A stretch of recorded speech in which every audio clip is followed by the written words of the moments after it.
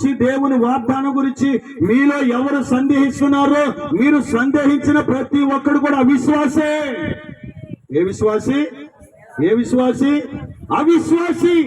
అంటే దేవుని మీద నీకు సరైన నమ్మకం లేదు, దేవుని మీద సరైన అవగాహన లేదు, దేవుని మీద సరైన నమ్మకము, చూడండి, విశ్వాసం నీలో లేదు. దేవునికి స్తోత్రం, హల్లెలూయా.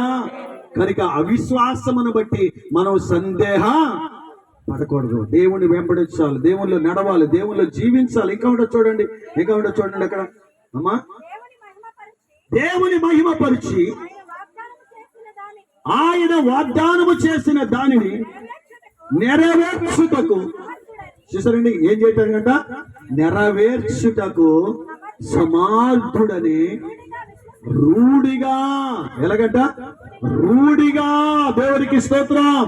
నీకు వాక్యము ద్వారా రూఢిగా